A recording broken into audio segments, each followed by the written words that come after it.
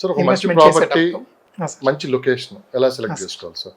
ఏజెంట్తో పని లేకుండా ముందుగా ఓకే అండి, ముందు మనం సెలెక్ట్ చేసుకున్న తర్వాత త్రూ ఏజెంట్ ద్వారా వెళ్ళిపోవాలి. కరెక్ట్ అండి. దాన్ని మీరు ఇచ్చే సలహా ఏంటి? ఇప్పుడు ఎగ్జాంపుల్ నేనే తీసుకుంటానండి. నేను ఇల్లు కొన్నప్పుడు కూడా ఏంటంటే నా బడ్జెట్ ఇంత అని పెట్టుకున్నాను అనమాట. ఈ బడ్జెట్లో నాకు ఒక ఇండిపెండెంట్ హౌస్ కావాలని చెప్పేసి నేను పెట్టుకున్నాను. సో దాన్ని బట్టి వచ్చేసి ఆ ఏరియాస్ ఎక్కడెక్కడైతే నా బడ్జెట్లో సూట్ అవుతాయి అనేది నేను వెళ్ళాను.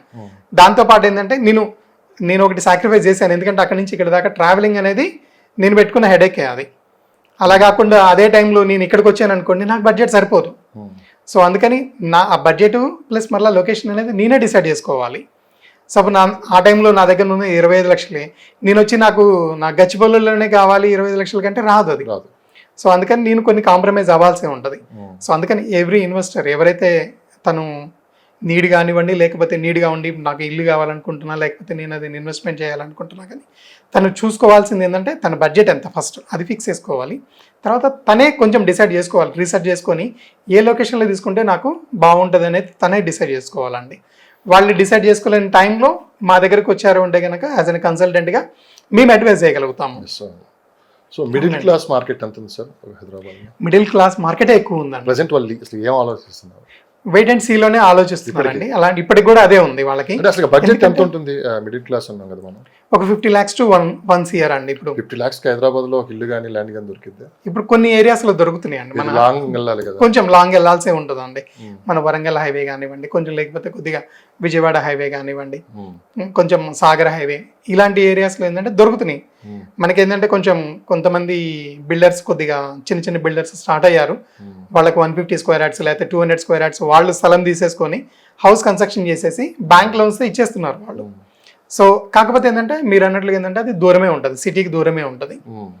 సో కాకపోతే ఏంటంటే నియర్ ఫ్యూచర్లో, ఎందుకంటే నేను ఒక 10 years క్రితం నేను దమ్మాయిగూడ ఈసీఎల్ వైపు వెళ్ళినప్పుడు అటువైపు కనీసం ప్రాపర్ ఇన్ఫ్రా ఉండేది కాదు, కనీసం రోడ్స్ కూడా కరెక్ట్గా ఉండేది కాదు.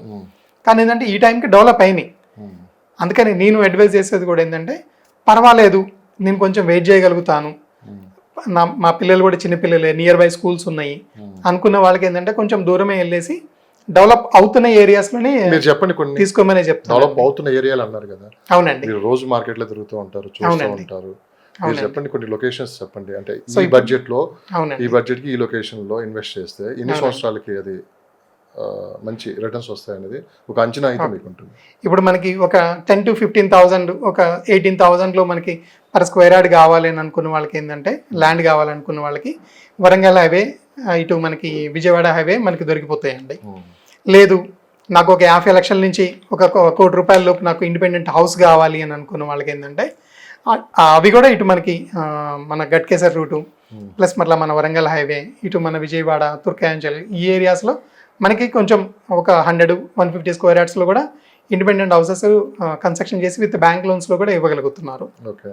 లేదు నాకు కొంచెం బడ్జెట్ ఎక్కువైనా పర్లేదు, నేను చేస్తున్న ఆఫీస్ వచ్చేసి గచ్చిబౌలిని, నేను ఒక 2-3 CR వరకైనా నేను ఫ్లాట్ కొనుక్కోగలను అనుకున్న వాళ్ళకి నేను ఇక్కడ సజెస్ట్ చేస్తాను. ఎందుకంటే ఇలాంటి వాళ్ళకి ఏంటంటే నేను అటువైపు వరంగల్ వైపు లేకపోతే వరంగల్ హైవే వైపు గట్కేసర్ వైపు లేకపోతే తుర్కాంజల్ వైపు ఇటువైపు నేను సజెస్ట్ చేశాను అనుకోండి, వాళ్ళకి దూరం అయిపోతుంది.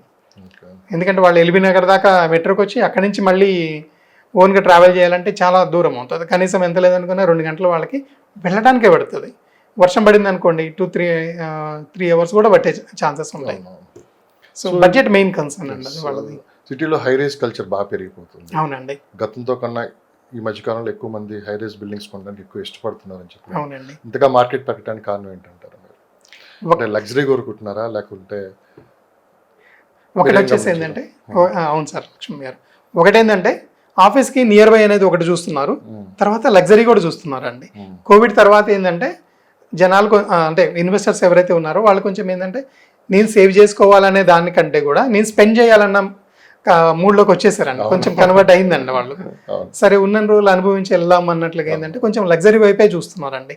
ఇప్పుడు మనకి ఈ గచ్చిబౌలి కోకాపేట ఈ ఏరియాస్లో ఏవైతే ప్రీమియం ఫ్లాట్స్ ఉన్నాయో అవి తొందరగా అయిపోతున్నాయండి. 10,000 SFT 8,000 SFTలో ఉన్నవి కన్స్ట్రక్షన్ కంప్లీట్ కాకముందునే సేల్ అయిపోతున్నాయి అన్నమాట. అంత ఫాస్ట్గా సేల్ అవుతున్నాయి. సో రెండు చూస్తున్నారు. ఎందుకంటే ట్రావెలింగ్ చేయడానికి కొంచెం ఇష్టపడట్లేదు, అంత దూరం రోజు నేను వెళ్ళి రావాలి అంటే కూడా కష్టం అవుతుంది అని అనుకున్న వాళ్ళు, ప్లస్ మళ్ళీ లగ్జరీగా ఉండాలి, నా పిల్లల్ని ఇట్లాగా ఈ పలానా గేటెడ్ కమ్యూనిటీలో చూడాలి, వాళ్ళకి కావాల్సిన ఫెసిలిటీస్ అన్నీ నేను ప్రొవైడ్ చేయాలి, వాళ్ళకి అక్కడ ఒక క్లబ్ హౌస్ ఉండాలి, డబ్బుల దగ్గర ఆలోచించట్లేదు. ఆలోచించట్లేదండి. తగ్గిపోయిందండి అది. ఆ కోవిడ్ తర్వాత కొంచెం చేంజ్ అయిపోయిందండి ఇన్వెస్టర్స్ దాంట్లో. సార్ ఫైనల్గా ఏంటి, బెంగళూరు హైవే దాదాపు 2 సంవత్సరాల నుంచి మనం మాట్లాడుకున్నాం. రెండు టాపిక్స్, ఒకటి బెంగళూరు హైవే, ముంబై హైవే అనుకుంటాం. శ్రీశైలం హైవేకి ఆల్రెడీ పోతే సిటీ రకరకాల డెవలప్మెంట్స్ ఏం రాబోతుంది అని ఒక అంచనా ఉంది. అవునండి. బెంగళూరు హైవే పరిస్థితి ఏంటి ఇప్పుడు, ఎలా ఉంది? అప్ టు జడ్చర్ల వరకు మార్కెట్ ఎలా ఉంది? సో రేట్లు దిగొచ్చాయా, లేకుంటే అలానే స్టేబుల్గా ఉండి ముందుకెళ్తుందా మార్కెట్? కొత్తగా ఏదన్నా ఇన్వెస్ట్ చేసే వాళ్ళకి మీరు ఏం సలహా ఇస్తారు? ఈ బెంగళూరు హైవే ఒకటి, శ్రీశైలం హైవేకి మనకి ఈ డిమాండ్ ఎప్పుడు ఉంటూనే ఉంటుందండి. ఒకటి ఏంటంటే మెయిన్ కనెక్టివిటీ. అవునండి, ఎయిర్పోర్ట్ కనెక్టివిటీ ఉంది కాబట్టి ఇవి 2 హైవేస్కి ఇప్పటికైనా సరే డిమాండ్ ఉంటుందండి. ఎక్కడైనా చూడండి, మనకి కనెక్టివిటీ ఎక్కడైతే ఉంటుందో అక్కడ రేట్స్ ఎక్కువ పెరుగుతాయండి. ఇప్పుడు మనకి రోడ్డు ఉంది, రైల్వే ఉంది, ఎయిర్పోర్ట్ ఉంది. ఈ 3 కనెక్టివిటీస్ ఈ 2 హైవేస్కి దగ్గరగా ఉంది కాబట్టి ఈ 2 హైవేస్కి ఆల్రెడీ 4 సిటీ అనౌన్స్ చేశారు కాబట్టి శ్రీశైలం హైవే ఆల్రెడీ పెరగడం అనేది స్టార్ట్ అయింది. బెంగళూరు హైవే కూడా ఇంతకుముందు పెరిగింది, ఇప్పుడు కొంచెం స్టేబుల్ అవుతుంది. కానీ ఇక్కడ కూడా మళ్ళీ రేపు నియర్ ఫ్యూచర్లో పెరిగే ఛాన్సెస్ కూడా ఉన్నాయి. ఎందుకోసం అంటే మనకి షాద్నగర్ వరకు ఇంతకుముందు హెచ్ఎండిఏ ఉండదండి. దాని ఏంటంటే ఇప్పుడు RRR వరకు మనకి హెచ్ఎండిఏ ఎక్స్పాన్షన్ పెరుగుతుంది కాబట్టి సో ఇక్కడ మనకి ఎక్కువ గ్రోత్ వచ్చే ఛాన్సెస్. పూణే, ముంబై, బెంగళూరు మార్కెట్తో పోల్చుకుంటే ఇప్పటికీ మంది రేట్లు తక్కువే ఉన్నాయి, ఇక్కడ చాలా తక్కువ ఉన్నాయండి. వాటి మీద కంపేర్ చేసుకుంటే మన దగ్గర రేట్లు తక్కువ ఉన్నాయి. రేట్లు తక్కువ ఉండడానికి ఒకటి అడ్వాంటేజ్ ఏంటంటే, హైదరాబాద్కు ఉన్న అడ్వాంటేజ్ ఏంటంటే ల్యాండ్ అవైలబిలిటీ. సో మనం ORR వరకు ఇంత ముందు అనుకునే వాళ్ళం, ఇప్పుడు RRR అవుతుంది. సో ఇక్కడ ల్యాండ్ అవైలబిలిటీ ఎక్కువ ఉంది. సో అందుకని మనకి అక్కడ వాళ్ళకి SFTలో ఏదైతే దొరుకుతుందో ఇక్కడ మనకి స్క్వేర్ యార్డ్స్లో దొరుకుతుందండి. సో అది మెయిన్ అడ్వాంటేజ్. ముంబై హైవే కూడా బాగుందండి, అప్ టు జహీరాబాద్ వరకు ఇంకా దానికి తిరుగులేదండి. ఆల్రెడీ ఏంటంటే మనకి మిగతా హైవేస్ లో ఎన్ని కిలోమీటర్ల వరకు వెళ్ళొచ్చు మనం ఇన్వెస్ట్ చేయడం? ఎక్కడ సార్ ఎన్ని కిలోమీటర్ల పరిధిలో ఇన్వెస్ట్ చేయొచ్చు? అది డిపెండ్స్ ఆన్ ది బడ్జెట్ అండి, అంతే. నాకు depends on the budget plus మళ్ళీ ROI.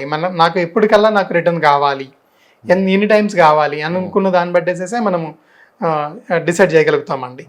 లేదు నాకు తొందరగానే కావాలి అనుకుంటే పటాన్ చెరువు నుంచి మనకి మాక్సిమం సంగారెడ్డి లోపు అయితే మనకి ఎక్కువ రిటర్న్స్ వస్తాయి. ప్లస్ మళ్ళీ మనకి ఏదన్నా మీరు అన్నట్లుగా ఇంతకుముందు రీసేల్ కూడా చేయాలనుకున్నా సరే ఈజీ అవుతుంది.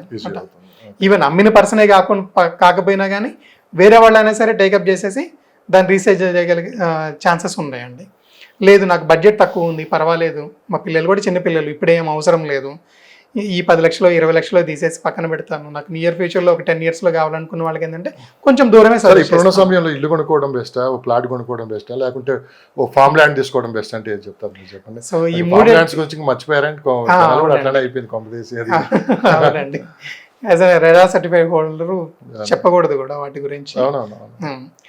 ప్లాట్ బెటరా లేకపోతే ఇండిపెండెంట్ అది ఇల్లు బెటరా అంటే నేను ఫస్ట్ నా ఓటు ప్లాట్కే ఇస్తానండి. ఎందుకంటే నేను ఆ మిస్టేక్ చేశాను, ఇల్లు కావాలి అని చెప్పేసి నేను ఇల్లు కొన్నాను. నేను 25 లక్షలు పెట్టి కొన్నానండి 150 గజాల్లో. ఆ రోజు తీసుకుంటే గజం వచ్చేసి 6,000, అంటే 9,000 రూపాయలకి స్థలం వచ్చేది. అదే 25 లక్షలు నేను అక్కడ ఇన్వెస్ట్మెంట్ చేసి 6,000 రూపాయలు అంటే దాదాపు 400 గజాలు వచ్చేది. అదే 25 లక్షలు నేను అక్కడ 400 గజాలు పెట్టి కొనుక్కొని ఈ 10 years నేను వెయిట్ చేయగలిగాను అంటే ఒక 200 గజాలు నేను అమ్మేసుకున్నా ఈ రోజు 80 లక్షలు వస్తాయి నాకు. ఈ 80 లక్షల్లో నాకు ఇష్టం వచ్చినట్లుగా నేను 200 గజాల్లో ఇల్లు కట్టుకునేవాడిని. సో ఇల్లు ఉండేది, నాకు నా డబ్బులు కూడా మిగిలాయి. సో నేను అందుకని నేను సజెస్ట్ చేసేది ఏంటంటే ఓపెన్ ప్లాటే నేను సజెస్ట్ చేస్తాను. ఫస్ట్ మీ దగ్గర ఉన్న డబ్బుల్లో ఓపెన్ ప్లాటే కొనుక్కోండి మీకు, ఎందుకంటే ల్యాండ్ ఎక్కువ వస్తుంది ఆ టైంలో. వెయిట్ చేయండి, 5 years 10 years వెయిట్ చేయండి. వెయిట్ చేసిన తర్వాత అక్కడ మీరు దాంట్లో సగం అమ్ముకొని ఆ డబ్బులతోనే మళ్ళీ ఇల్లు కట్టుకోండి. మీకు ఇల్లు ఉంటుంది కానీ తక్కువ టైంకి వస్తుంది, తక్కువ రేట్లో వస్తుంది అనమాట. లేదు సార్ నాకు నేను ఆల్రెడీ ఇప్పుడు రిటైర్ అయిపోయాను, నేను ఇంకా వెయిట్ చేయలేను, నాకు ఇల్లే కావాలి అనుకున్న వాళ్ళకి అప్పుడు ఇల్లు కొనుక్కోమని చెప్తాను. కానీ నా ఫస్ట్ సజెషన్ అయితే మాత్రం ఓపెన్ ప్లాటే తీసుకోమని చెప్తాను.